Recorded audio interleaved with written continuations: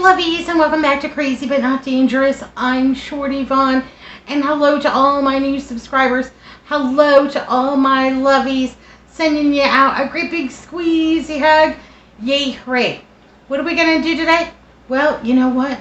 I'm just not feeling it.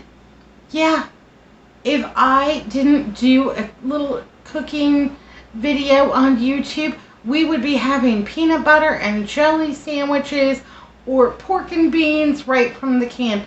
Because, you know, I'm having a day. It's alright. Sometimes that happens. Sometimes you wake up on the wrong side of the bed. Sometimes you wake up on the right side of the bed and somebody pees in your Cheerios. Yeah, that's kind of what happened to me. It's kind of been a donkey day.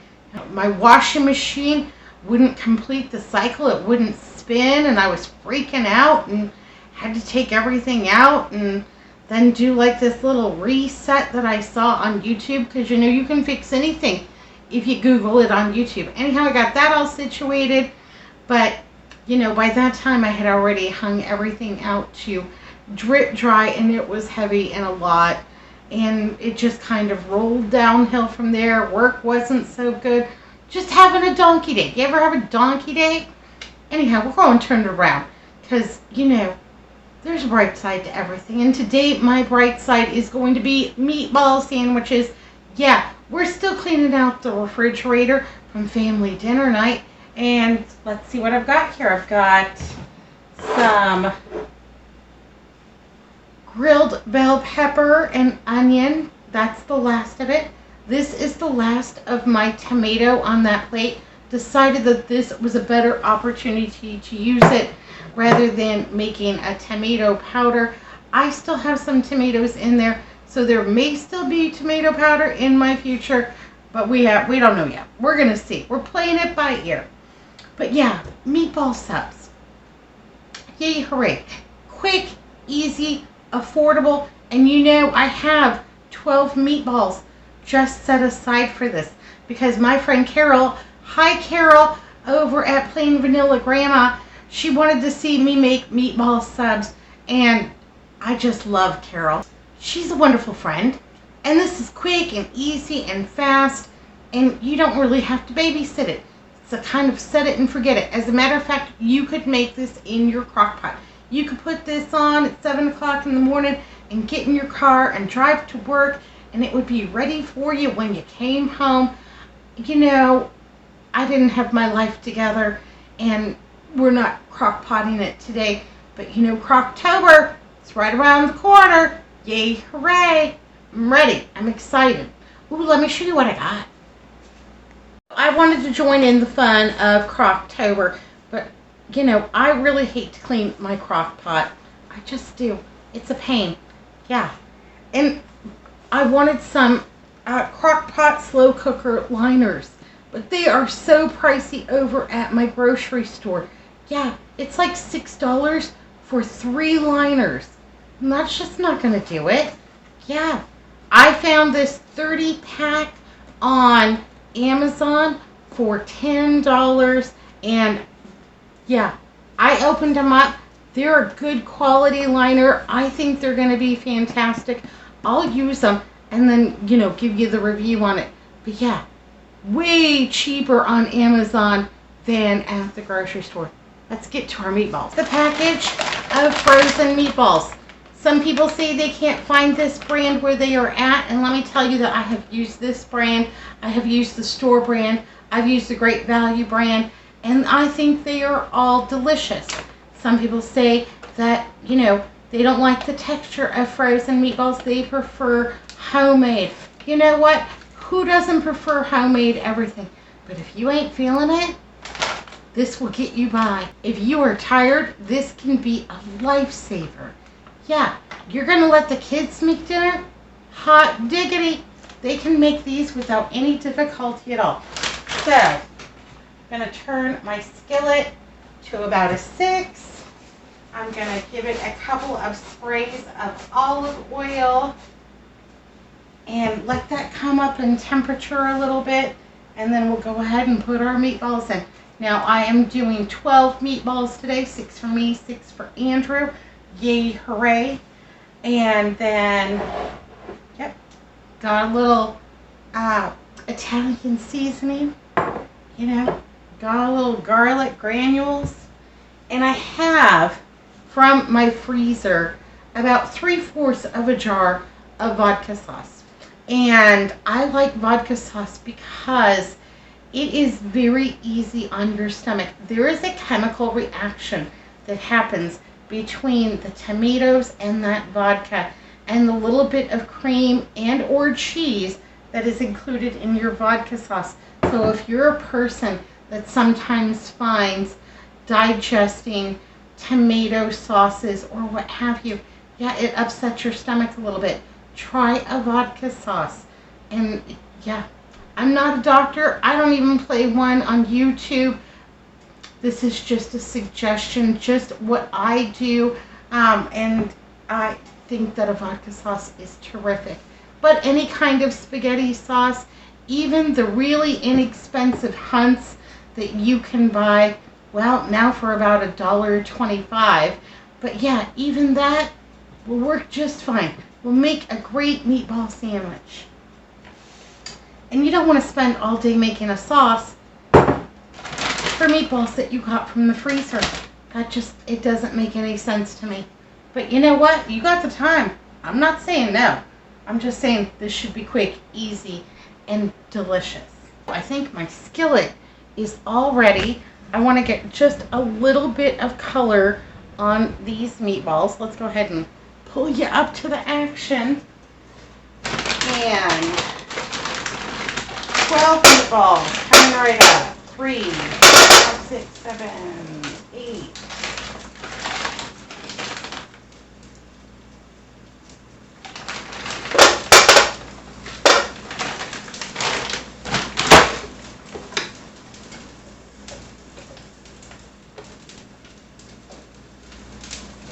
All right. Perfect. Perfect.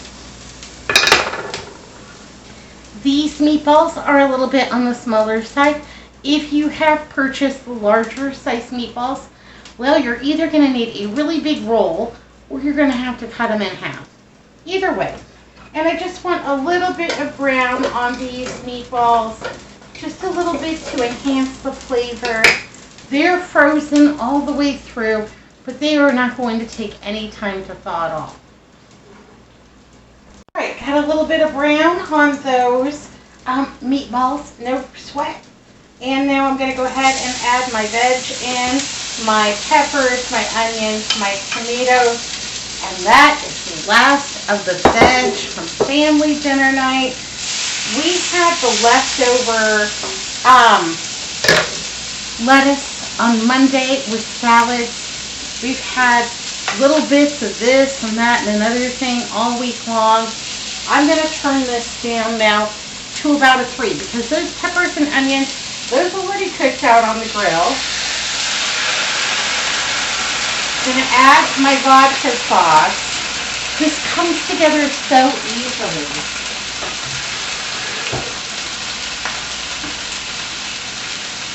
Got a little water in here. Gonna swish it around so I can get every little bit.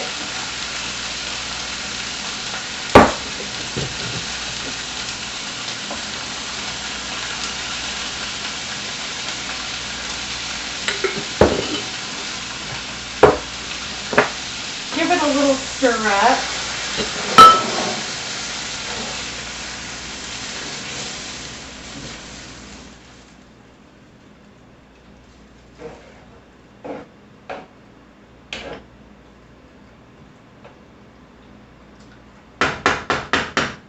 Here we go. Gonna take my Italian seasoning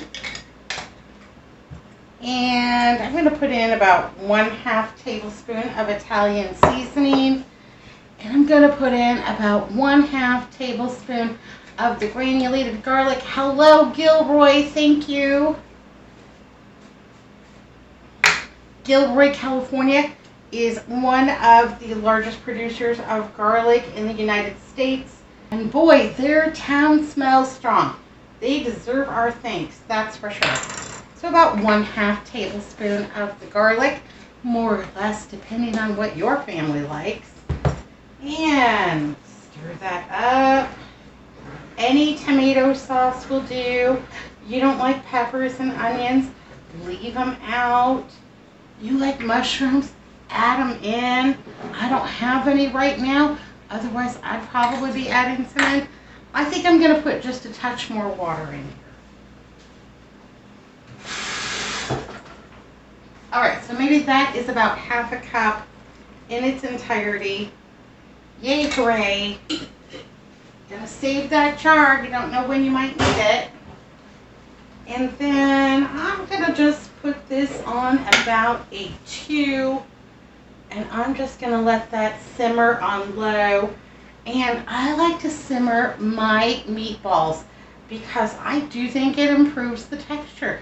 It kind of gives them a little bit of, velvetyness and makes them super tender and delicious. Yay, hooray.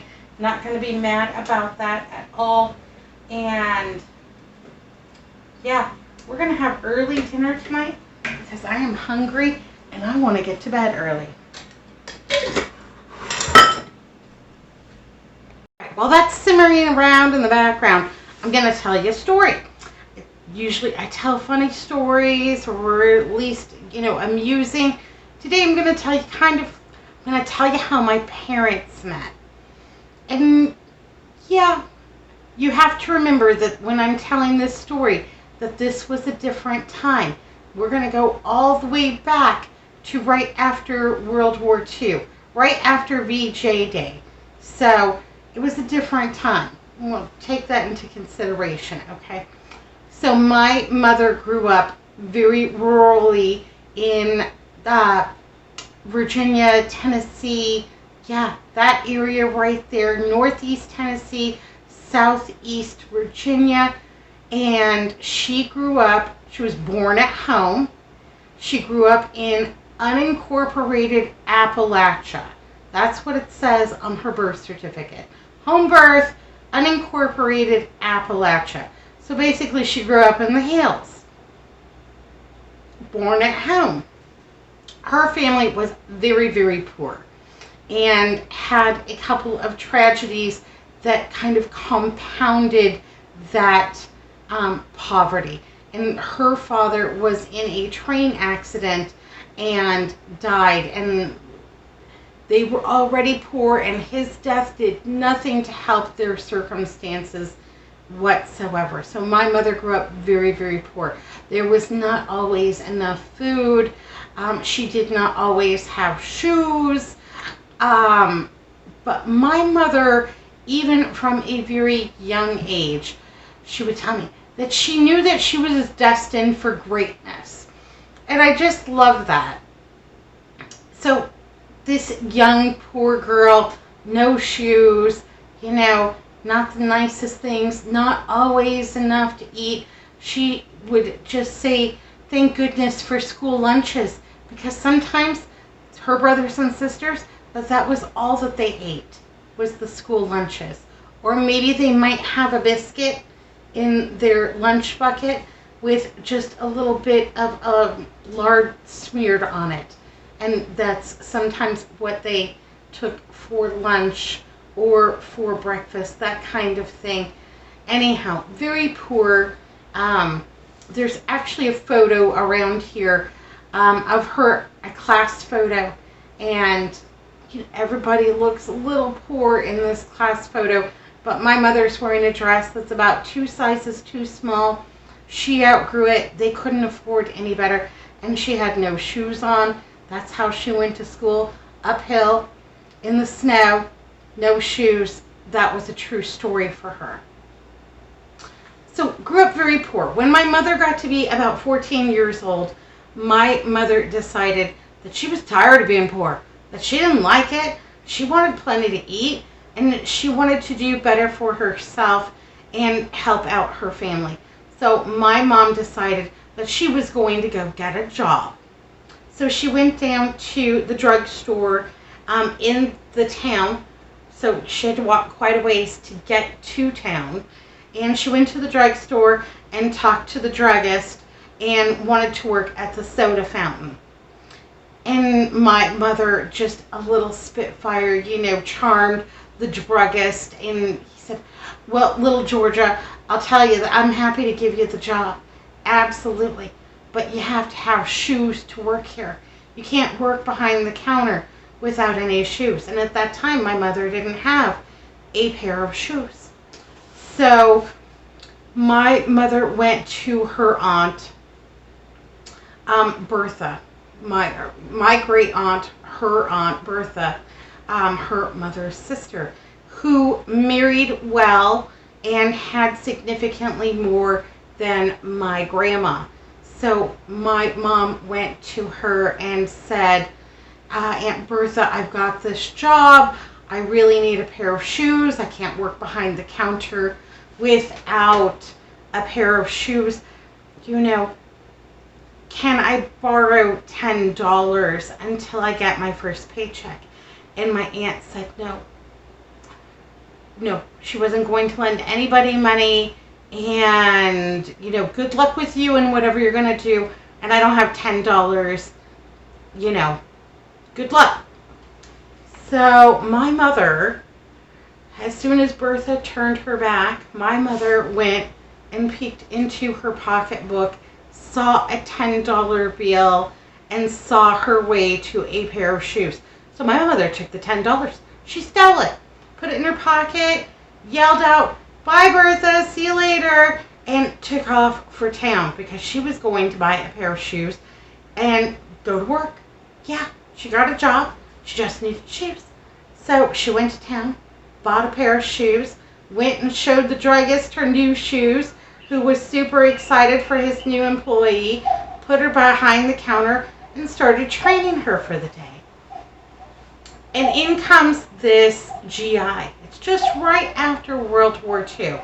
And here comes this GI, and he's, you know, tall with dark hair and blue eyes and, you know, skinny. And anyhow, he was the first person that my mother waited on, and he was completely enchanted by my mother. And she made small talk, and she made him a malted, got him a little grilled cheese sandwich to go with that.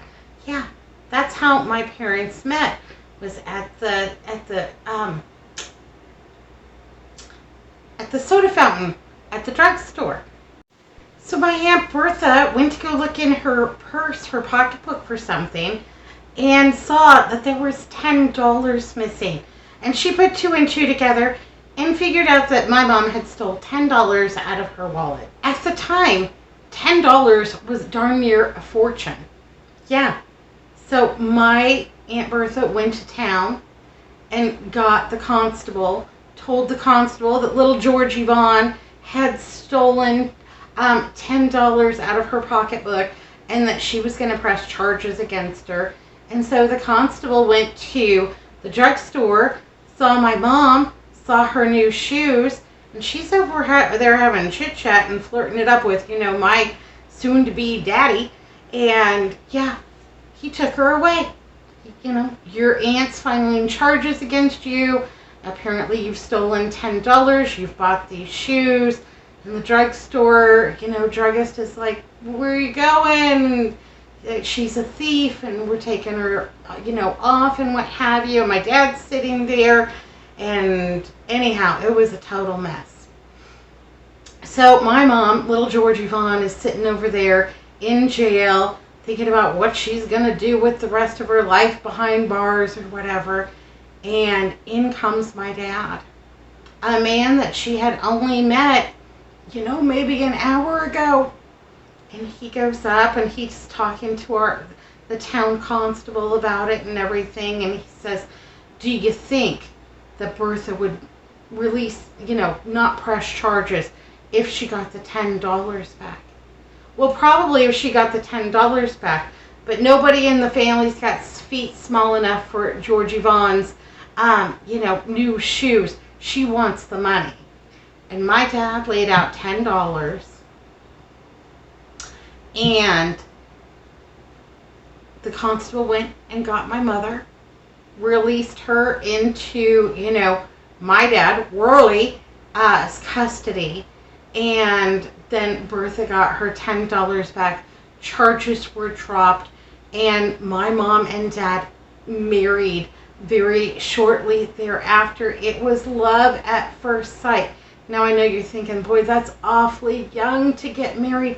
But remember, she was one of 9 children as well. They were very poor. They were, really country. It was not that uncommon for you to marry very young. But that's how my parents met. My dad bailed my mom out of jail. Yay, hooray. I know, what a story. That is completely true. That is how that story has been told to me over the decades. So my dad was stationed in Tacoma, Washington at, what's it called, McCord's? Something like that, Air Force Base. And so, yeah, him and my mother married. He couldn't take her to Tacoma, Washington to go with him. Because, explaining your child bride to your commanding officer is kind of difficult. So he left my mother with his mother, and yeah, that's how the whole gang started. Yep, my dad bailed my mom out of jail for stealing $10 for a pair of shoes. Hey, I found a picture of my mom. Let me show it to you.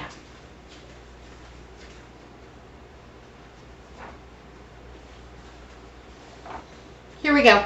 That's a picture of my mom. She's almost 14 years old there. And that was taken just shortly before the incident. Cute, huh? Anyhow, she borrowed this dress from a cousin. And so she would have something nice to wear for picture day. She still didn't have any shoes on underneath that, though. So I'm just going to go ahead and let this simmer for a little bit. And I'm going to go rest because I didn't sleep well. I've had a day and what have you. Hope you enjoyed the little story about my mom and dad and how they met. I know it's kind of crazy, but just about everything that happens in our family is just a little bit crazy. Yeah, that's going to be delicious. It doesn't really need anything from me. I'm going to put a lid on it, and yeah, I'm going to go watch some YouTube while this does what it does.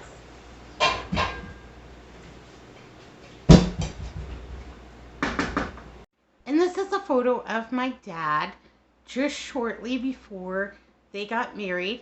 He was pretty tall, he had long legs, and he was pretty skinny. And yeah, my mom always thought he was super handsome. Alright, so I've got these really nice rolls. I think you need a pretty decent roll to stand up to all the sauce. And what I'm going to do is cut it the way that Subway used to cut sandwiches, by just cutting a hole in the top of the bun here, and then just scooping it out a little bit. Because I want plenty of room for meatballs. I don't want them to fall out. I want plenty of room for cheese. And I really, that sauce, those peppers and onions, yay, hooray. And then I'll just take my hand and kind of squish it on the inside just a little bit. And that way I won't have any leaks. So there we go. That's how I'm going to cut my buns. Now, if I had the big hoagie rolls, yeah, those would be delicious too. But this is what I had in the refrigerator. This is what we're going to use. And I think you're going to be able to squeeze all of those meatballs in there. If there's 1 or 2 on the side, I'm not going to worry about it. Alrighty, so I've got my rolls. It's time for assembly, my favorite part. And I am going to go ahead and put my meatballs in right there. Yay, hooray. I've got a half of a piece of smoked provolone right into the bottom, just to give it that extra little barrier so that nothing falls out, nothing leaks. Alright, there we go. Fantastic. I want plenty of peppers and onions on mine. This is messy. We're going to need some napkins. put the other slice of the provolone cheese right there on top. A little bit of sauce. Okay, and that's how I'm gonna serve it. Just like that, with a little fruit cap on the side. Yay, hooray, think that looks fantastic. All right, my lovelies, be good, be careful, look both ways. This is gonna be completely delicious and completely a mess. I'm okay with that. We've got lots of napkins. Be good, be careful, look both ways. I'll see you next time. Thanks for watching Crazy But Not Dangerous.